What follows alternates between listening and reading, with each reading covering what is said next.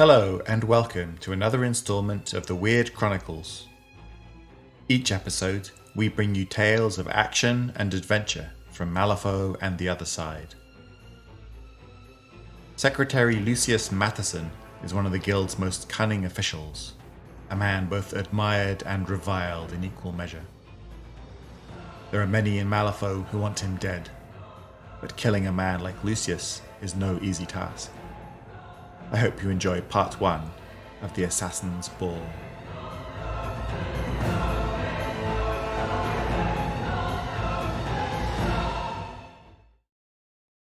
The Assassin's Ball by Graham Stevenson. He placed a single candle in the centre of the table.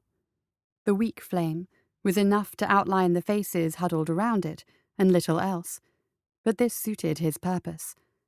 Besides, most underhand things were better done in the dark. "I hope you know what you're doing," said a nervous voice. Burke recognized the speaker's profile as readily as his high nasal voice. Fisser was a creature of arithmetic and calculus. Pale-skinned and bird-boned, all the juices of life and humour and humanity had been sucked out of him at an early age. He was a despicable individual in most respects, but his formidable intellect and devotion had proved him a valuable asset in Burke's rise to power. "He doesn't have to," replied the woman directly across from him. "That's my job." Bolivia was complimented by the candlelight. Burke knew her as a plain and androgynous woman with overly large hands and feet.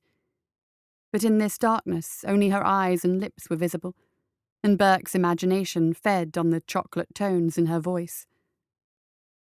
The others waited in the dark, Kudryashov cracking his knuckles in the growing silence, Alvarez with eyes so deeply sunken in his skull that they were undetectable at midday, let alone by candlelight, and Doherty, who, other than the glint of a watch chain across his expansive breeches, was but a mere silhouette.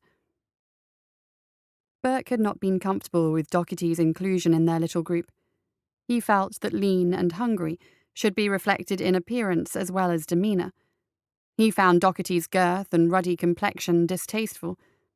There was a man too comfortable in his surroundings, a man too long at the trough. A compromise had been reached, however. The bloated hog had the connections and influence they needed, and, as it turned out, was far from sated with his current slice of life's pie. "He's definitely going to be there?" Kudryashov asked. "Definitely," Doherty said. "I heard it from Lady Tannery only the other day. He returned the invitation with a case of Spanish wine." "Pompous ass," Burke said. "Well, let him swagger. By this time tomorrow he'll be worm food." Bolivia tapped her fingernails on the table. "At my hand, naturally," she said. Kudryashov chuckled. "You think so? The bonus is mine." Burke had hired 3 assassins and had promised the first to kill their mark a healthy scrip bonus. He cared little for which of them actually drove the knife home, only about what came after. Alvarez had cost substantially more than the others combined, and as of yet the man was still to say a word. He turned his attention toward Doherty. "Everything in place?" he asked the aristocrat. "It has all been arranged, Minister," grinned Doherty. Burke laid a hand on the fleshy man's shoulder and squeezed. "You're quite sure? A power vacuum so high in the guild won't stay open for long. He has no shortage of competitors, and I wouldn't want the wrong man stepping into his shoes." Doherty's grin remained fixed, but the mirth lines around his eyes faded. "My people have been briefed, Mr. Burke. When the time comes, they know who to stand behind." "They'd better," Burke warned, squeezing harder. "There's a lot more than money riding on this." "I've fulfilled my side of the bargain," Doherty shot back, his false smile finally sloughing off. "I believe you have still to do yours." The minister ground his teeth at the arrogance of the man, but held his peace. Doherty worked a thin flask from his coat pocket and unscrewed the top. A whiff of expensive brandy caught in Burke's nose. "He's smarter than you may think, sir. One doesn't hold such a position without certain qualities." He waved a hand, citing examples. "Cunning, ruthlessness, arrogance," Burke continued. "Disdain, greed." "Touché." Doherty raised his flask in salute and tipped it to his lips. His jowls quivered when he swallowed. "He'll die," said Bolivia, touching the hand Burke had clamped around Doherty's shoulder. "Your money was well spent, Minister."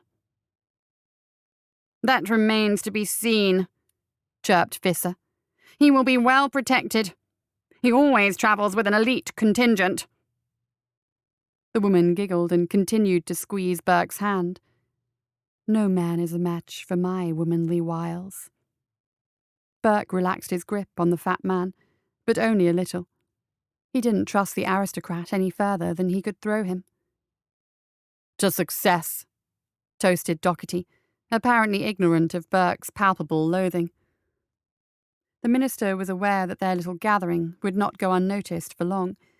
The only purpose of the meeting was to confirm their quarry would be attending Lady Tannery's ball, which had been done. The longer this drew out, the likelier their discovery was. "We proceed with the plan, then," he said. "Enough for tonight. He has spies everywhere, and it would not do well for us to be seen together." He lifted the candle and shielded it with a hand. "Sleep well if you can. Tomorrow, we change the future of Malifaux forever." He looked at the ring of shadowed faces. "Tomorrow, we kill Lucius." When the carriage rolled up and the door opened, it was like the parting of the Red Sea. The confusion of silk gowns, waistcoats, top hats, parasols, and walking sticks opened like the flesh of an oyster to receive the pearl.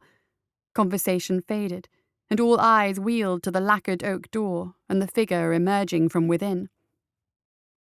The Governor-General's secretary stepped down onto the cobbles.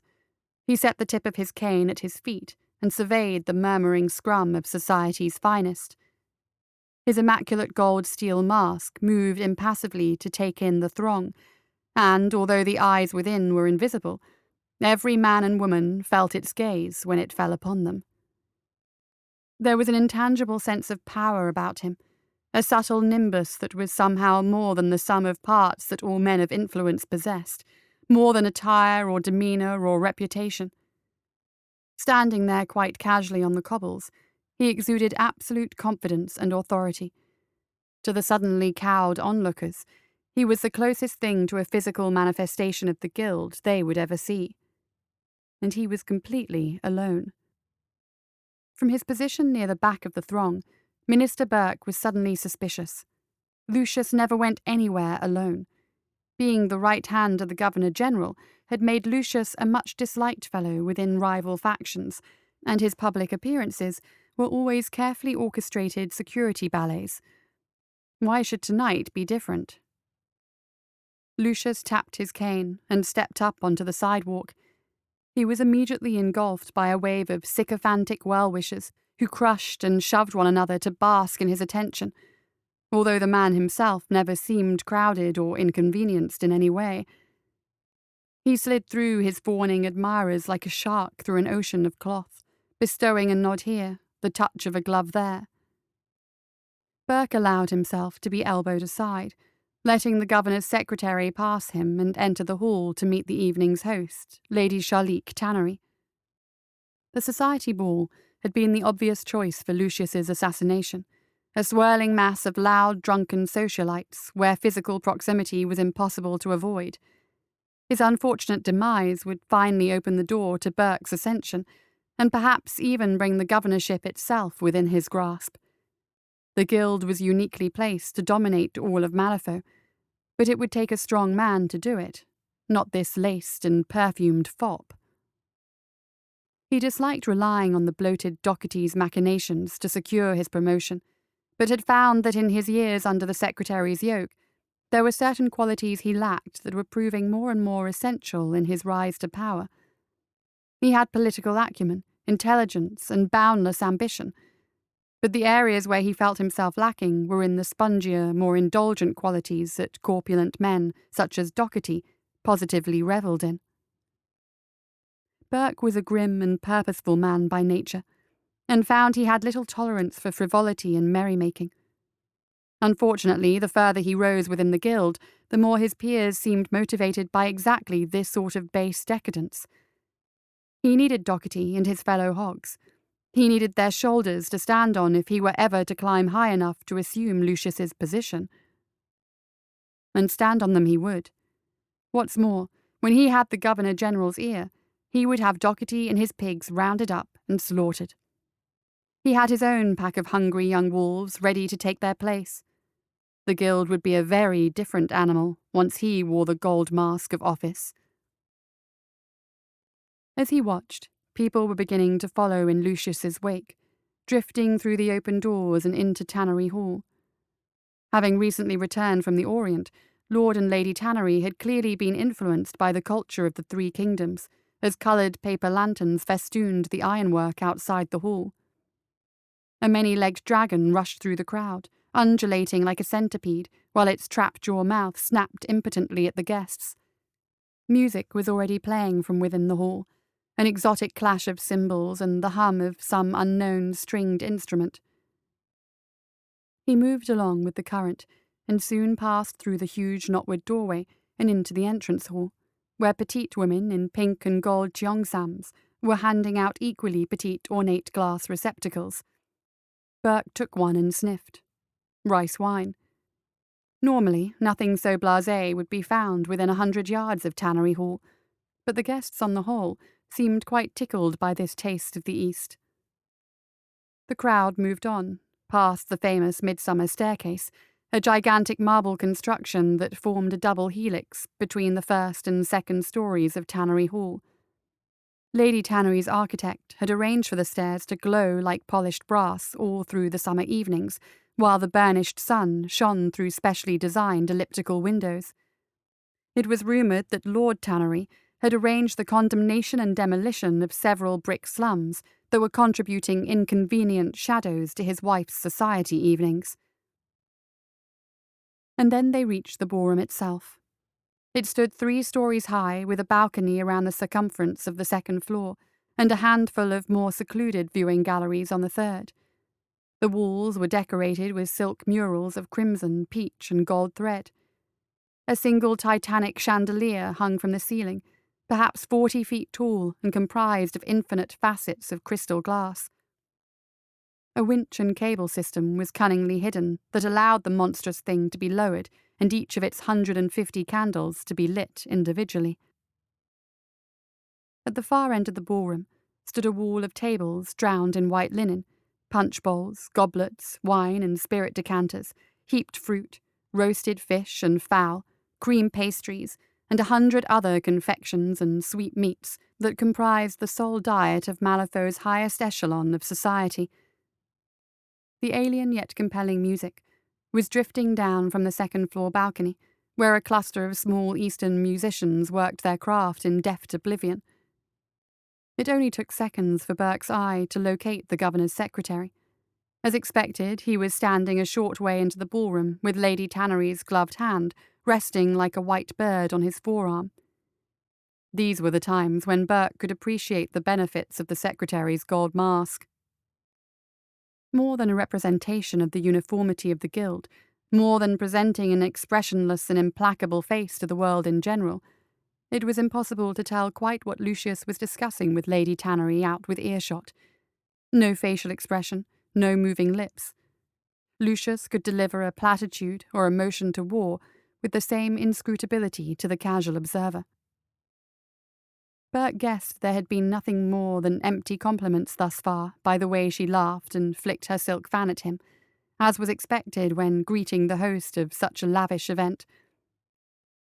But there were many powerful figures of industry and commerce here this evening, and he was quite certain the secretary's mask would soon be hiding conversations of a different sort. "Talk, Lucius," he thought. "Spin your webs while you can. Whatever poisoned seeds you plant tonight will die with you." Lady Tannery had planned her event well.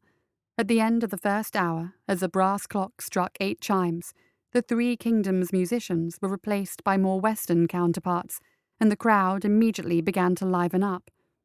Exotic was all very well, but there was no substitute for traditional ballroom dancing.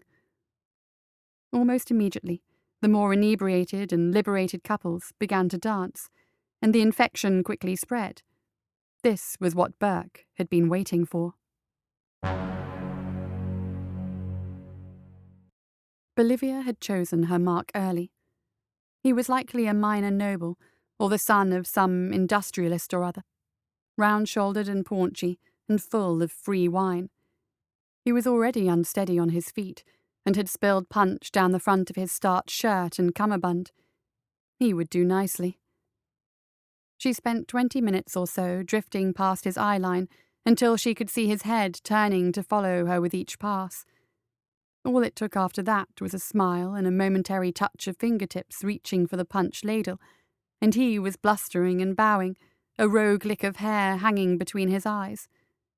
She took his elbow and gently steered him away from the banquet table and towards the centre of the ballroom. She wanted him dizzy and pliable, but much drunker, and he wouldn't be able to dance at all. After a grinding eternity of alcohol breath and loud but empty conversation, the musicians struck up a waltz, and she all but threw him onto the floor ahead of her, smiling all the while and exclaiming to her surprised beau that she'd love to dance. He adapted quickly, gladly pressing a hand to the back of her waist, and then they were off into the building whirlpool of fellow dancers. As she had hoped, his balance and coordination were poor, and she was the sole focus of his attention, rather than the couples around them, so they bumped and stumbled and excused their way around the floor. By their third revolution, she had found Lucius. He was dancing with a portly, coiffeur-haired matron in a crimson gown that probably cost more than Bolivia's fee for this job.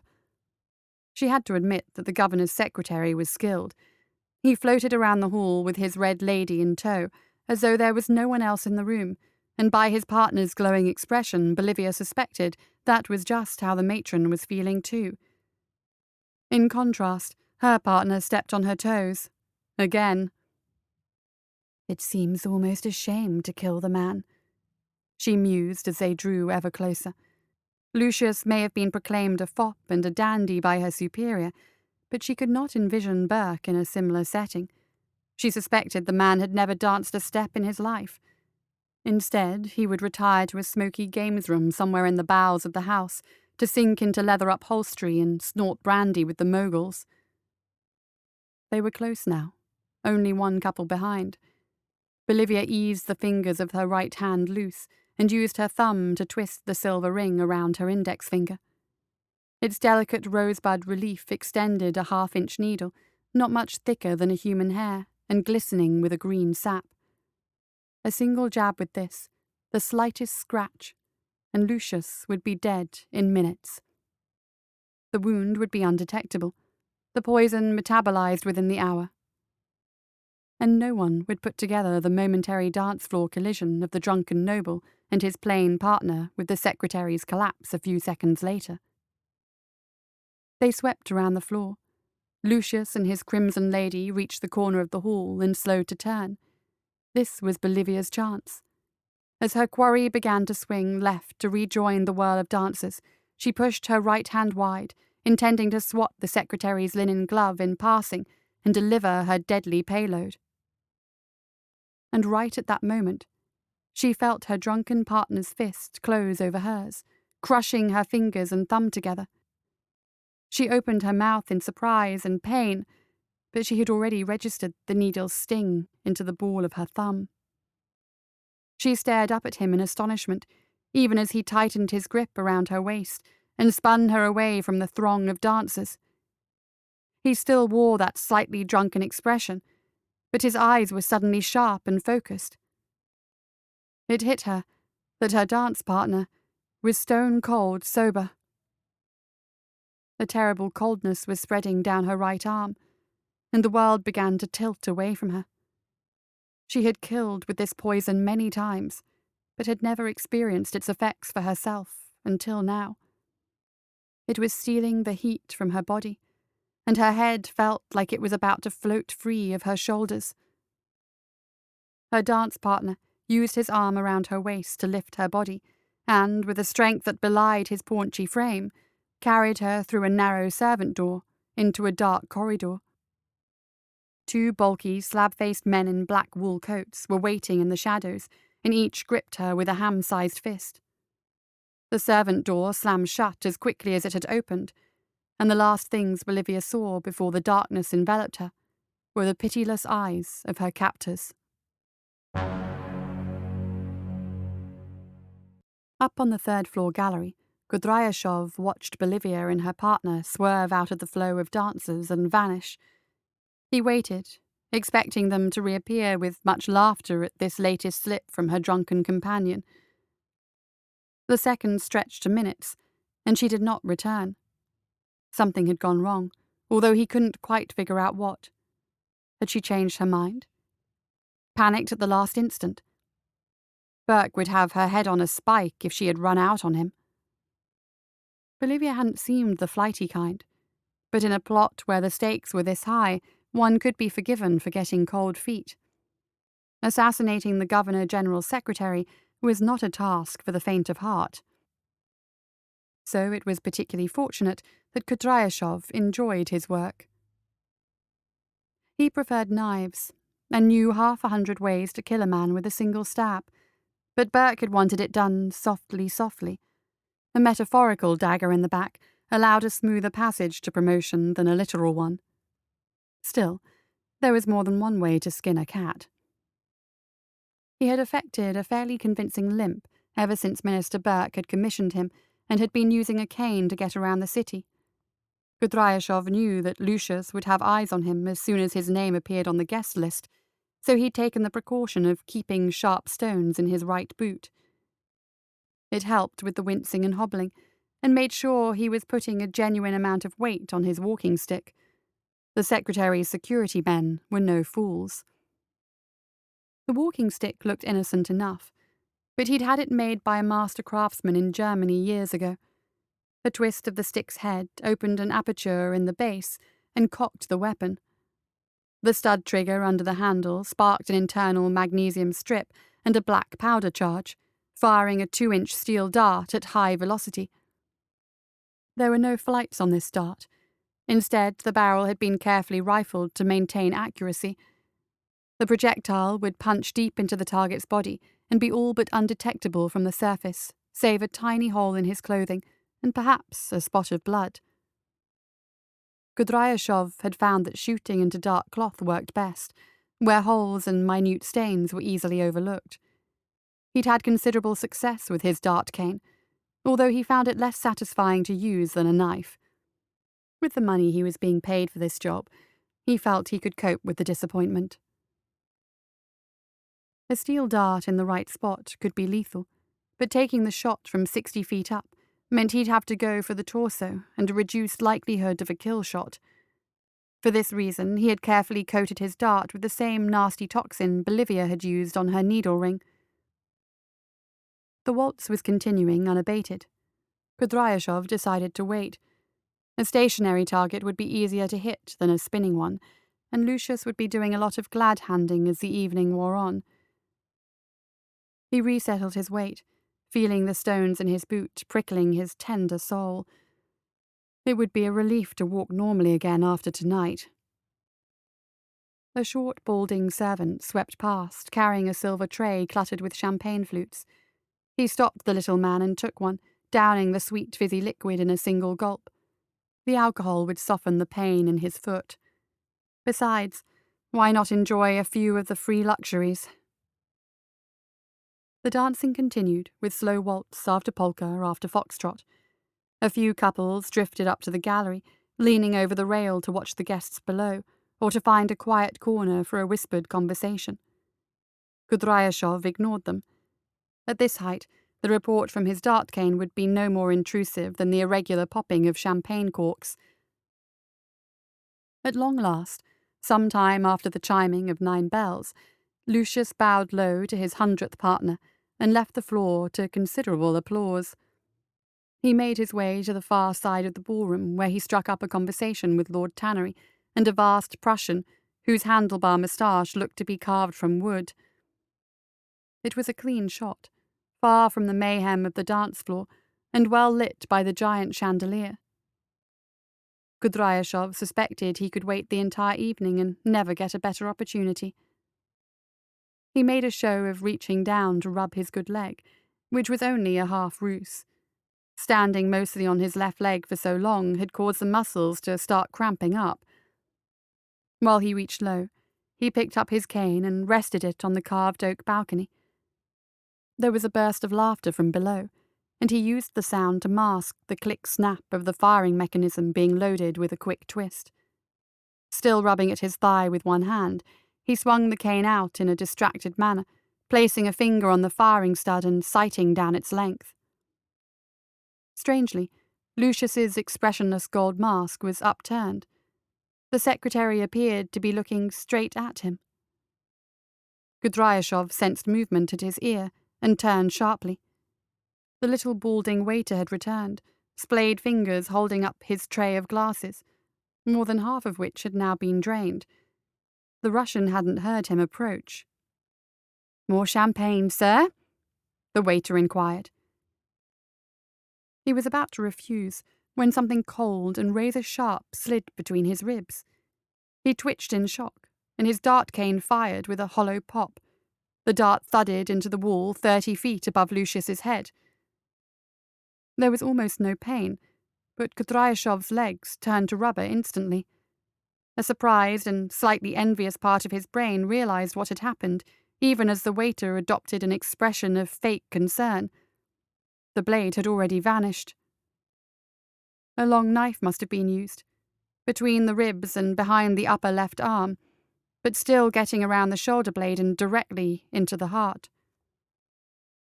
Kudryashov was bleeding out inside, the chambers of his heart punctured.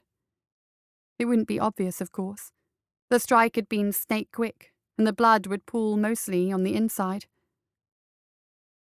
Only a master assassin could have accomplished such a wound while balancing a tray of drinks in his free hand.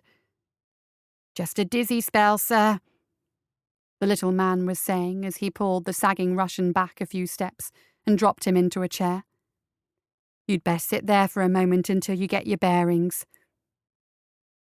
Kudryashov looked blearily up at the little man. Strangely, he felt no rage or fear, only a rather sheepish feeling about the sudden turn of events. He'd fancied himself a gifted killer, but as his pulse faltered and his eyes lost focus, he looked into the face of the genuine article and knew he'd lost to a better man. The little waiter gave him a smile, a faint nod that was perhaps a professional courtesy, and walked away.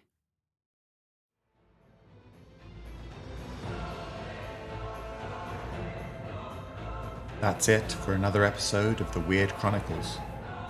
Join us next time for more tales of action and adventure.